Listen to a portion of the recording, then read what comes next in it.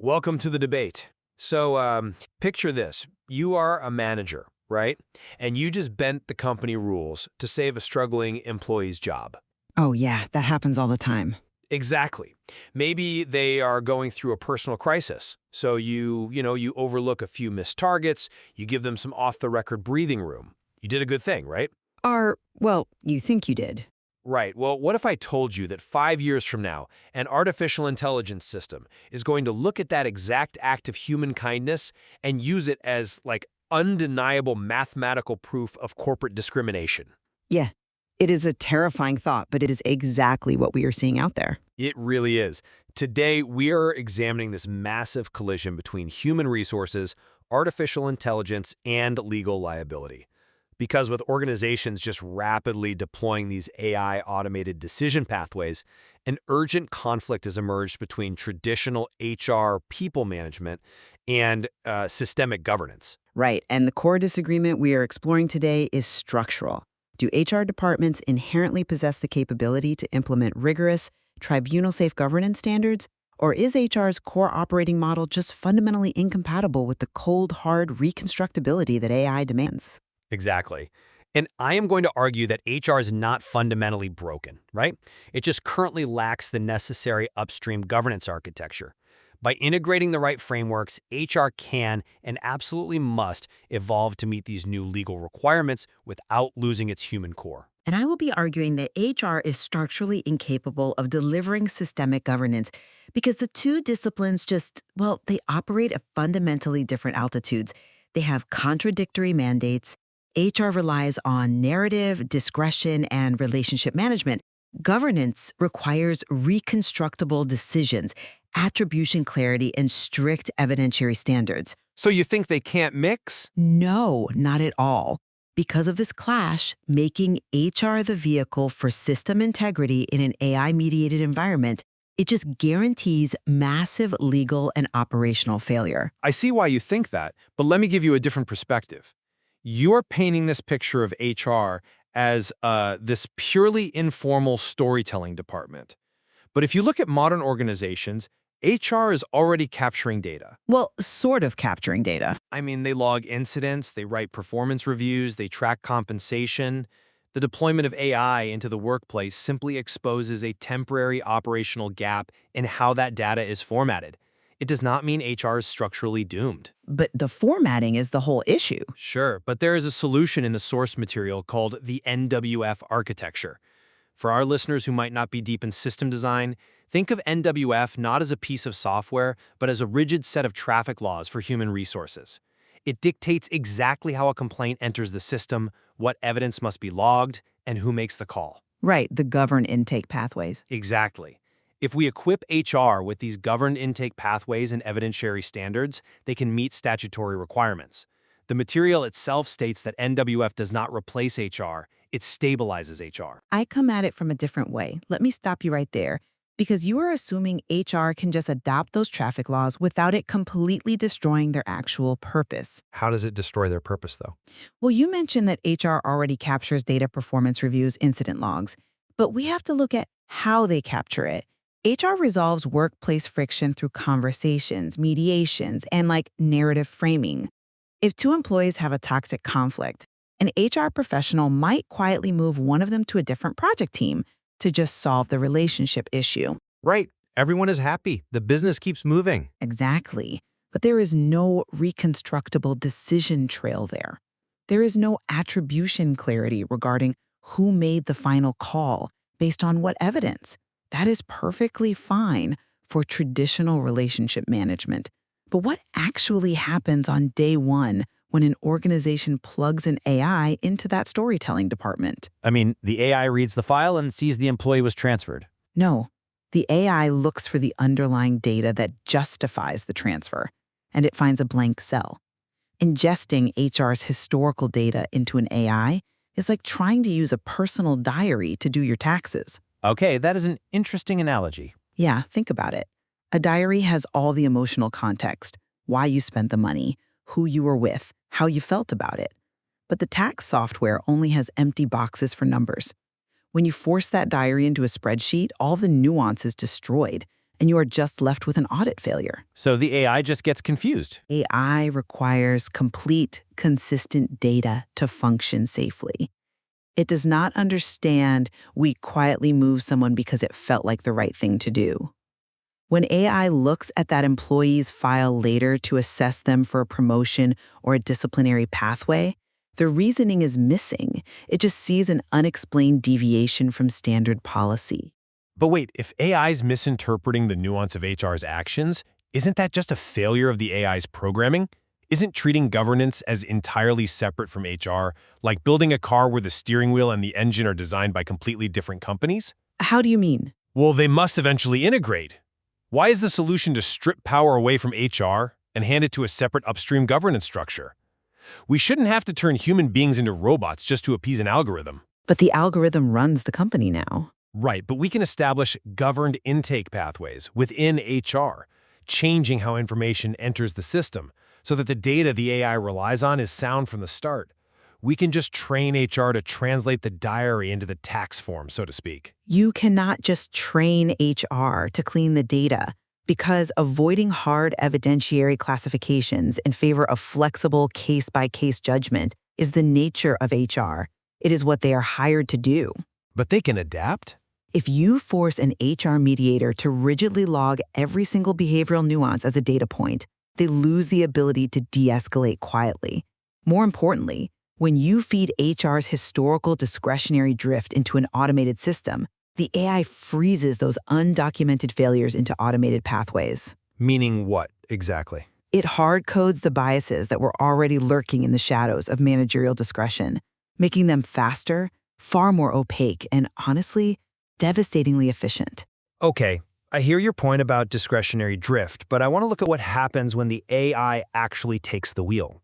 Because you're saying it accelerates outcomes, but couldn't an AI just flag inconsistencies for HR to review? In theory, maybe. Right. If we utilize decision logging tools, AI automated decision pathways could actually help an organization build robust audit trails. Instead of AI just blindly scaling failure, it could act as a diagnostic tool. It sees the blank cell, flags it, and prompts a human HR manager to apply meaningful oversight before any disciplinary decision is executed. That assumes the AI is designed to pause and ask for help. In reality, in the corporate deployment we are seeing, it doesn't. We have to think about how ordinary people experience this acceleration. Fair enough. Let's ground this in a real workplace scenario. Say an employee has their remote work privileges automatically revoked by the system because their productivity score dropped below a certain threshold over a 3-month period.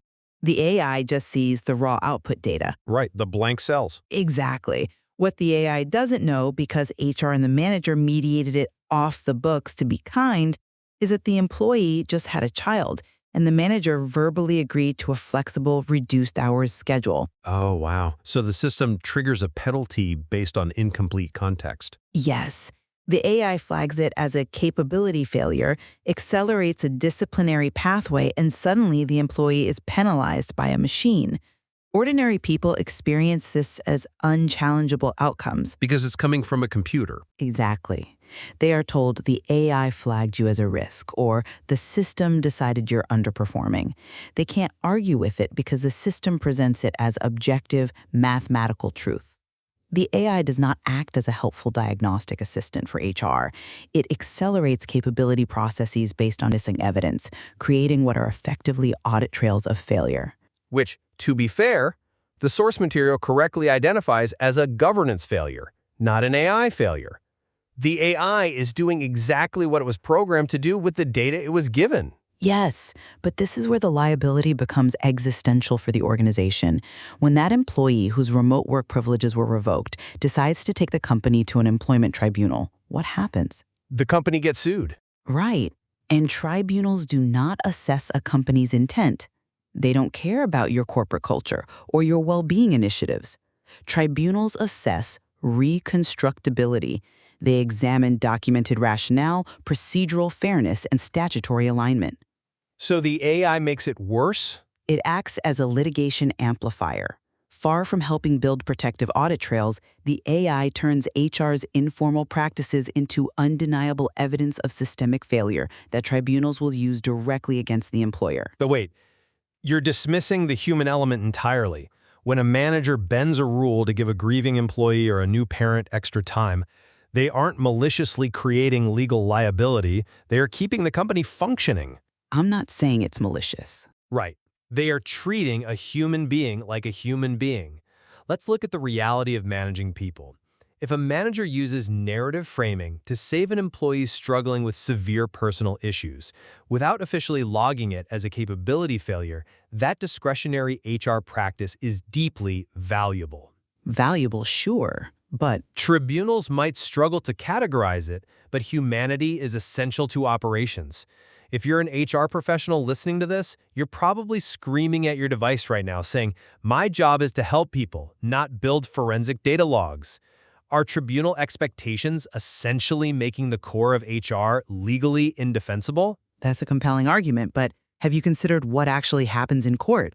It is a difficult pill to swallow, but yes, once AI is introduced, that undocumented humanity becomes legally indefensible. Really? Completely indefensible? Let's follow your exact example to its logical legal conclusion. The manager uses undocumented discretion to save employee A, the new parent. It's a kind act. 6 months later, employee B, who perhaps belongs to a protected demographic, struggles with the exact same productivity drop. Okay, I see where this is going. Right. But employee B doesn't have the same warm, informal relationship with the manager. The manager doesn't offer a quiet, off-the-books arrangement. Instead, they strictly apply the company policy to employee B. Historically, HR would just weave a narrative to explain why the two cases were handled differently based on context. Exactly. Historically, HR could smooth that over. But now, the AI has the data. The AI looks at the system and identifies that employee A and employee B had the exact same productivity drop, but experienced completely different disciplinary outcomes. And employee B feels discriminated against. Yes, and when they take the organization to an employment tribunal, the judge is going to ask for comparators. For our listeners, a comparator is literally another employee in the exact same situation. The tribunal asks, how did you treat them? The AI has already flagged employee A as the comparator.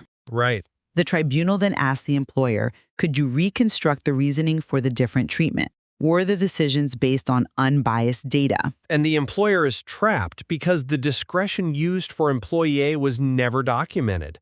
There's no evidentiary trail to prove it wasn't discrimination. Precisely. In tribunal litigation, undocumented discretion is fatal. AI introduces new forensic questions. What data did the algorithm rely on? Was the process fair? Because HR relies on narrative framing instead of evidentiary sufficiency, it simply cannot defend its decisions once AI removes the human buffer. So the AI just exposes it all. It ruthlessly exposes that policies were applied inconsistently, that comparators were ignored. The humanity you are defending is beautiful in theory, but in an AI-mediated environment, an employment tribunal views it as systemic bias. But see, this brings us exactly back to the structural solution presented in the material, the NWAF architecture. This is where I believe your separation of HR and governance really falls apart. How so? You argue that HR is structurally incapable because of its history of narrative framing. I argue that the existential threat of AI and tribunal exposure forces HR to adapt, and NWAF gives them the exact tools to do it. NWAF provides the upstream conditions that tribunals test for. It provides them, yes. Right. It enforces standardized identification, evidence capture, decision logic, and traceability. I argue that HR departments can and must adopt NWAF as their new operational spine. If HR utilizes NWAF to ensure statutory alignment, then the humanity we talked about isn't lost. It is simply logged and justified. But logging it changes the nature of it. Not necessarily. The deviation for employee A is recorded securely as a formal, reconstructible decision with a clear rationale. HR still gets to be human, they just have to show their work. The fact that NWAF is required actually proves my point. NWAF is system design. It is not human resources. Asking HR to execute rigorous statutory alignment is structurally impossible. because you are asking one department to serve two master mandates that actively conflict. I don't think they conflict as much as you say. They do, though. HR's primary directive is to manage relationships, retain talent, and resolve behavior. Governance's primary directive is to manage systems, enforce compliance, and resolve risk. If you give the NWF traffic laws to HR will inevitably try to soften them. They will find workarounds to the decision logging requirements because strict evidentiary standards impede their ability to mediate quietly. But that assumes HR professionals are incapable of understanding risk. If you remove governance entirely from HR, you create a bureaucratic nightmare. Think about the friction. Friction is better than a lawsuit. But you would have a governance department demanding strict, cold evidence and an HR department trying to support people constantly at war with one another over every single employee interaction. NWF is designed to stabilize HR, not replace it or fight with it. It provides the boundaries within which HR can exercise its discretion safely. But the material is explicit on this. Let me just finish this thought. One of the key components of NWAF is attribution rules, clarifying exactly who is responsible for what piece of data and what decision. By applying these rules, HR professionals are protected just as much as the ordinary employee.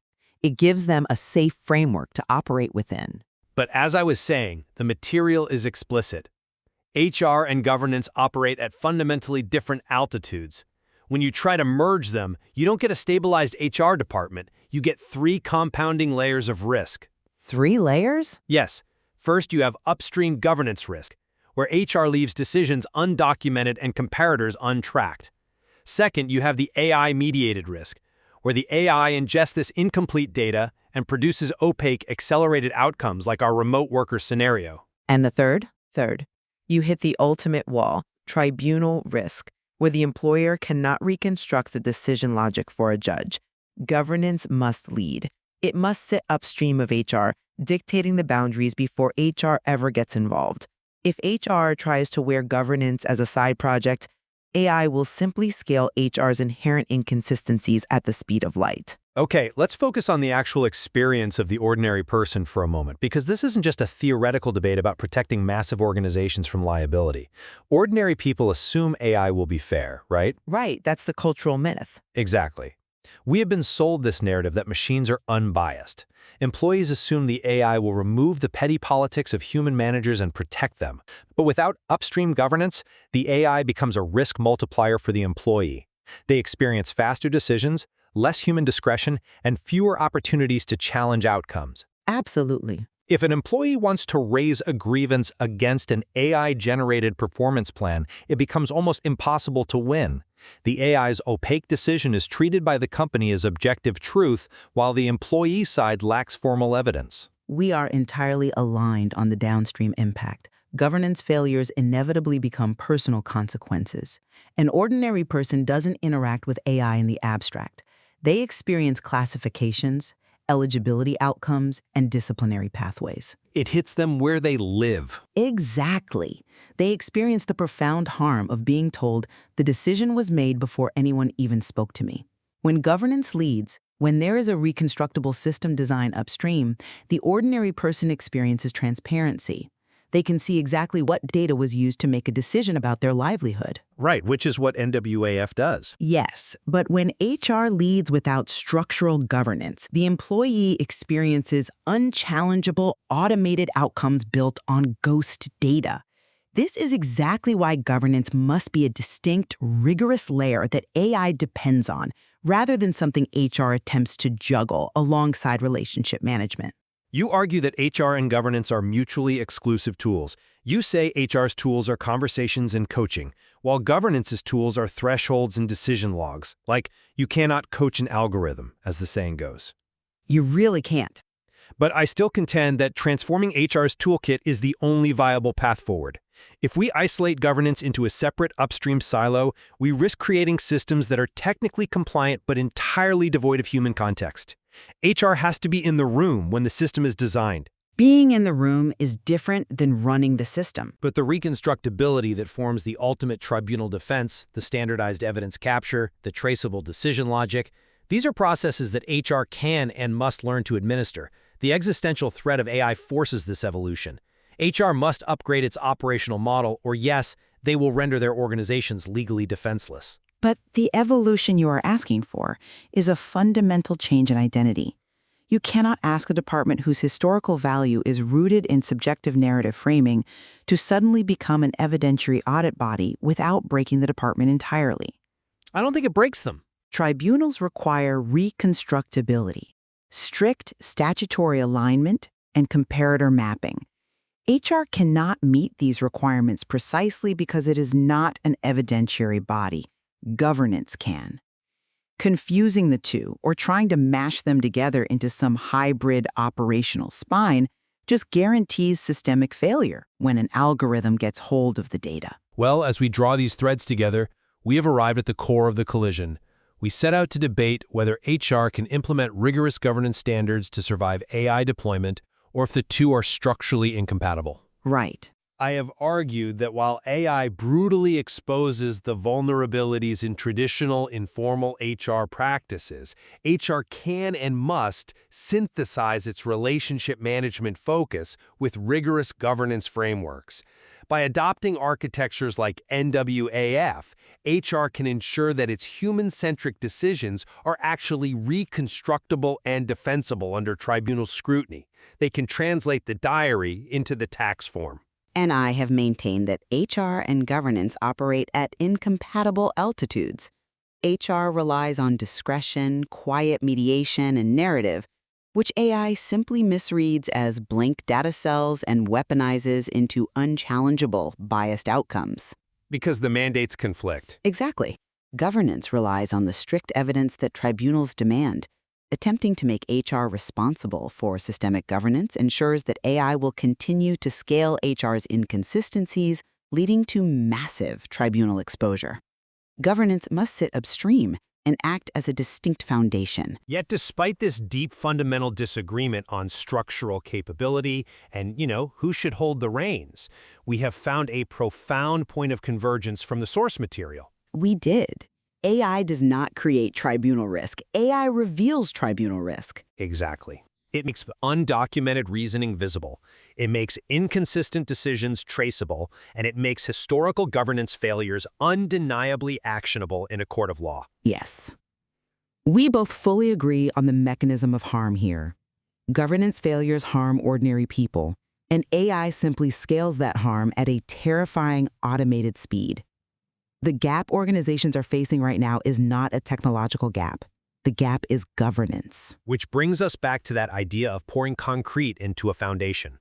If we pour the unyielding, rapid-setting concrete of artificial intelligence into a workplace, it will freeze whatever structure is already there. And you don't want to freeze a broken structure. Exactly.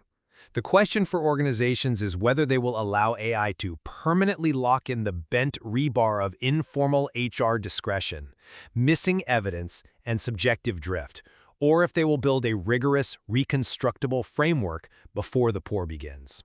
It's the challenge of our time. It really is. Integrating human nuance with automated evidentiary systems is perhaps the defining organizational challenge we face right now. We encourage our listeners to explore the source material further to understand what meaningful human oversight truly requires in an AI-mediated workplace and, decide for yourselves who should be holding the steering wheel. Absolutely. Thank you for joining us on The Debate.